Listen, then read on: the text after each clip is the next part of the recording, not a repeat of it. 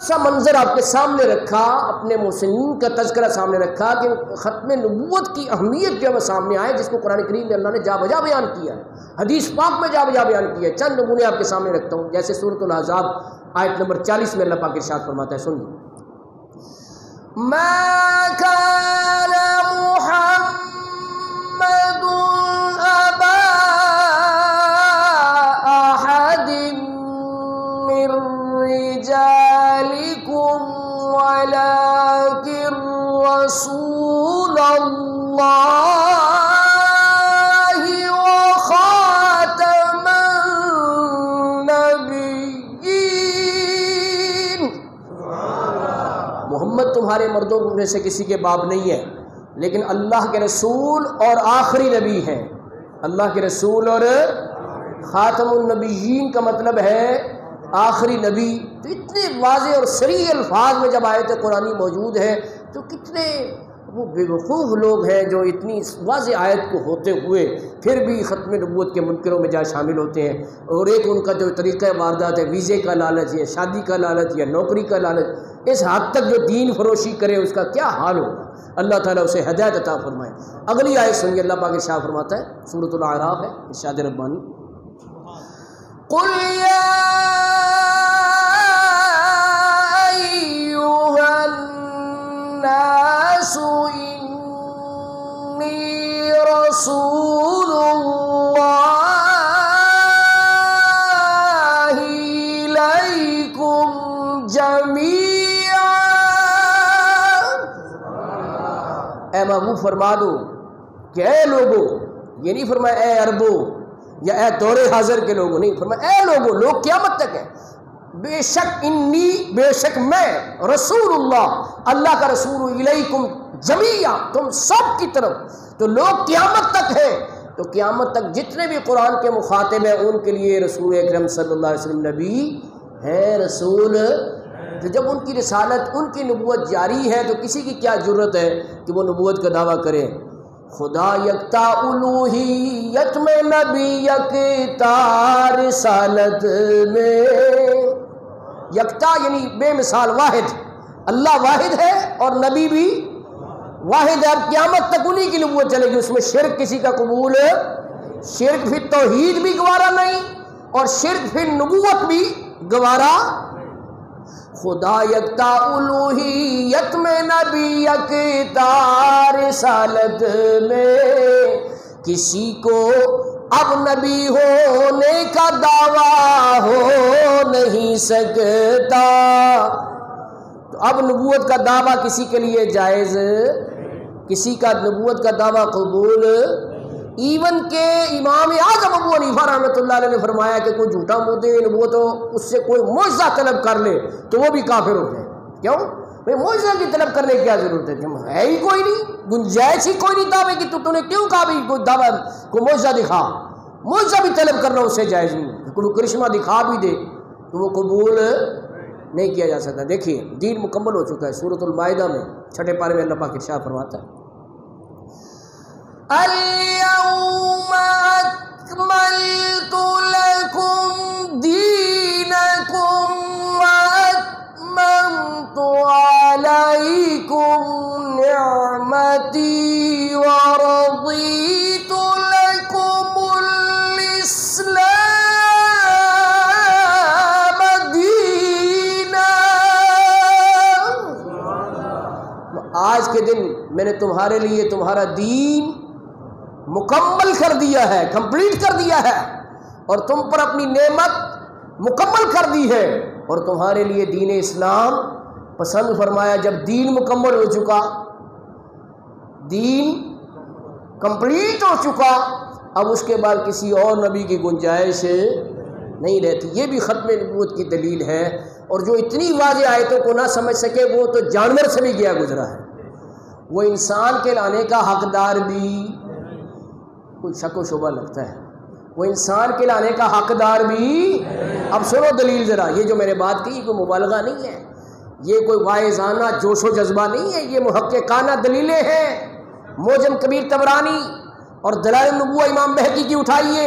آرابی بدو بارگاہ رسالت میں حاضر ہوا، کہنے لگا جی میں نے اس وقت تک مسلمان نہیں ہونا جب تک کہ یہ گوہ جو ہے، گوہ جانتے ہیں، سنگول بھی اسے کہتے ہیں پنجابی میں، گوہ بھی کہتے ہیں، عربی میں دب کہتے ہیں، دب، ٹھیک ہے نا.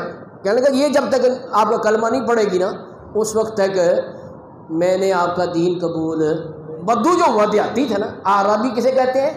پینڈو کو، دیہاتی کو، وہ اسی قسم کی باتیں کرتے. اس نے کہہ دیا جناب جب تک یہ نہیں مانے گی نا اس وقت میں نے بھی نہیں ماننا. تو حضور صلی اللہ علیہ وسلم نے اس گوہ کو مخاطب کیا. اب ریفرنس میں بتا چکا ہوں، یہ معجزہ ہے حضور کا. گوہ سے بھی بلوا لیا، فرمایا اے دب، اے گوہ بتا میں کون ہوں، مانو نا میں کون ہوں. تو اس گوہ نے بزبان فصیح عربی میں کہا انتا رسول رب العالمین، آپ رب العالمین کے رسول ہیں، وہ خاتم النبیین، اور آخری نبی ہیں. گوہ نے کہا، کس نے کہا؟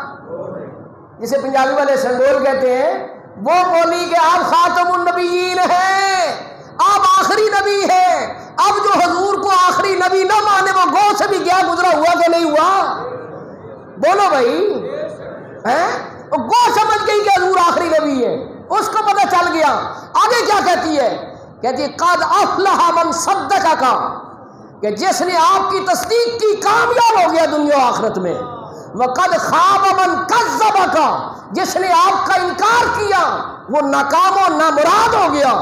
ہاں جی، وہ گوہ کو خبر ہے کہ حضور آخری نبی ہیں. ہمارے ہاں گدھے کو بیوقوفی کی علامت سمجھتے ہیں. کوئی بیوقوف ہونا کہتے ہیں یار گدھا ہے، اس کو عقل ہی نہیں ہے. لیکن یہ گدھا بھی حضور کو آخری نبی مانتا ہے. احادیث میں موجود ہے، حضور کی بارگاہ میں ایک گدھا حاضر ہوا. عرض کرتے یا رسول اللہ، اللہ نے میرے دادے کی نسل سے 60 گدھے پیدا کیے. کتنے گدھے؟ ہر گدھے پر کسی نبی نے سواری کی ہے. آپ نبیوں میں آخری ہیں اور میں اپنے دادے کی نسل سے آخری ہوں، تو لہذا آپ مجھے اپنی سواری سے مشرف فرمائیں. تو حضور نے اسے قبول فرمایا. دیکھو گدھا جو بارگاہ رسالت میں حاضر ہوا، گدھا جس کو آج لوگ بیوقوفی کی علامت کہتے ہیں کہ بے عقل ہے، وہ گدھا ان سے ہزاروں درجہ عقل مند ہے. بلکہ میں کہتا ہوں ہزاروں عقل مندوں کی عقل مندیاں وہ گدھا جو بارگاہ رسالت میں حاضر ہوا اس دراز گوشت کی گرد راہ پر قربان کی جا سکتی ہے کہ بارگاہ رسالت کی حاضری سے مشرف ہوا. اب دیکھو عقل مند کتنا ہے، دور اندیش کتنا ہے، فہیم کتنا ہے، دانا کتنا ہے. سمجھو کیسی بات اس نے کی. عرض کی یا رسول اللہ، آپ کے پاس آنے سے پہلے میں ایک یہودی کے پاس تھا، وہ جب میری پشت پر سوار ہونے لگتا میں اسے نیچے گرا دیتا تھا. آج تک میں نے اسے اپنی پشت پہ سوار ہونے، تو قیامت تک کے حضور کے نام لیواؤں کو سبق دیا کہ اگر محبت رسول کو دل میں بسانا ہے تو غیر کی محبت دل سے نکالو. جب غیر کی محبت نکلے گی تو پھر محبت رسول کی خوشبو اور نور سینے میں آئے گا. یہ اس گدھے نے خبر دی جس کا نام حضور نے بدل کے یعفور رکھا. کیا نام رکھا؟ یعفور نام رکھا. تو حضور کی سواری بننے کا اسے شرف حاصل ہوا. کروڑوں عقل مندوں کی عقل مندیاں اس کے پاؤں کی مٹی پر قربان اور نظر کی جا سکتی ہیں. جس نے حضور کی ختم نبوت کا اعلان کیا کہ آپ نبیوں میں آخری ہیں. اور دیکھو سرکار کا معجزہ، کوئی گدھے کی زبان سمجھ سکتا ہے؟ گدھے وہ تو عربی میں بولی تھی نا، اللہ کی طرف سے حکم تھا.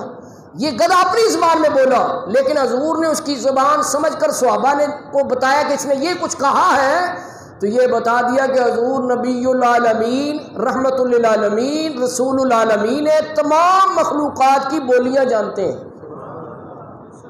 آج بھی نقشہ دیکھیں نا حضور کے دربار میں، اللہ تعالیٰ ہم سب کو حاضری عطا فرمائے.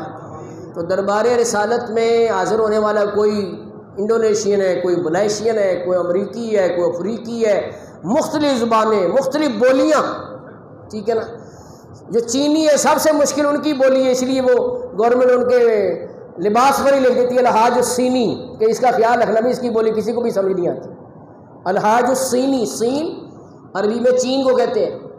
تو وہ بھی عرض کرتے ہوئے ہم نے معاہدہ شریف میں دیکھے چینی حاجی اپنی زبان میں بول رہے ہیں، حضور سب کی سن رہے ہیں، سب پہ کرم فرما رہے ہیں کہ نہیں فرما رہے. تو ایک پنجابی والا نمبر لے گا، اس نے کیا خوب کہا. آخر میں یہ شعر پڑھ کے ختم کرتا ہوں.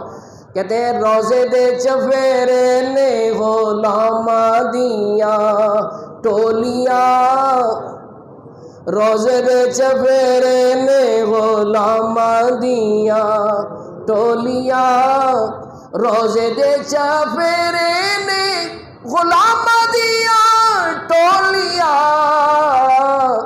एक पिया सुनदा है करोड़ां दियां बोलियां एक पिया सुनदा है करोड़ां दियां बोलियां एक पिया सुनदा है करोड़ां दियां बोलियां। अल्लाह करे कि इस तज़किरा ख़त्म नबूवत की बरकत से हमें बारगाह रिसालत की हाज़िरी नसीब हो। मुआजा अक़दस में बारगाह रिसालत में और बारगाह खिलाफत में बार बार बाअदब सलाम पेश करने की सआदत नसीब हो। और अल्लाह ताला उन मुजाहिदीन ख़त्म नबूवत जिन्होंने इस काज के लिए अपने खून के नजराने पेश किए उनकी कब्रों पे करोड़ों अरबों रहमतें निछावर फरमाए और हमें भी उनके नक्शे कदम पे चलते हुए अक़ीदा ख़त्म नबूवत की तहफ़्फ़ुज़, उसकी तबलीग, उसकी तरवीज और उसकी इशाअत करने की तौफीक मरहमत फरमाए। बच्चों को समझाने की तौफीक दे कि ख़त्म नबूवत की क्या इंपॉर्टेंस है, क्या अहमियत है, ये समझाने और बताने की तौफीक दे।